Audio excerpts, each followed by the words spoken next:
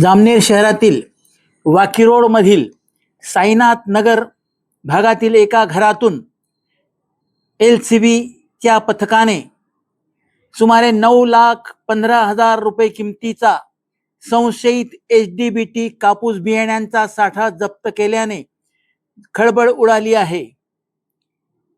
या प्रकरणी पोलिसांनी 4 संशयितांविरुद्ध गुन्हा दाखल केला आहे। या घटनेची मिळालेली माहिती अशी की वाकी रोडवरील एका घरातून सुमारे 9,15,000 रुपये किमतीच्या बियाण्यांचा साठा पोलिसांनी काल 4 जून रोजी रात्री झडती घालून जप्त केला आहे। या प्रकरणी जामनेर पोलिसात गुन्हा दाखल झाल्यानंतर आज दिवसभर याबाबत चर्चा सुरू होती।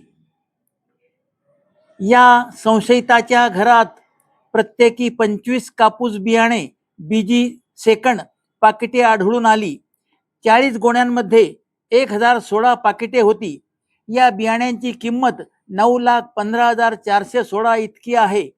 पोलिसांनी जप्त केलेल्या पाकिटांमधून नमुने घेण्यात आले असून ते शासकीय बीज परीक्षण केंद्रात तपासणीसाठी पाठवण्यात आल्याची माहिती पंचायत समितीतील कृषी अधिकारी यांनी दिली।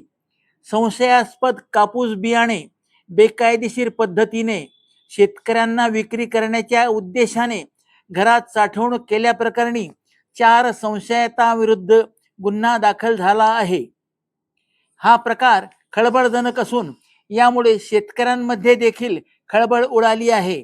जामनेरला ही झालेली पहिली कारवाई मोठी असून याबाबत जिल्ह्यात आणखी कोठे याचे धागेदोरे आढळून येतात याचा तपास पोलीस करीत आहेत। या प्रकरणी 4 संशयितांविरुद्ध गुन्हा दाखल झाले असून यातील 2 संशयित चोपड्या तालुक्यातील असल्याची माहिती मिळाली आहे।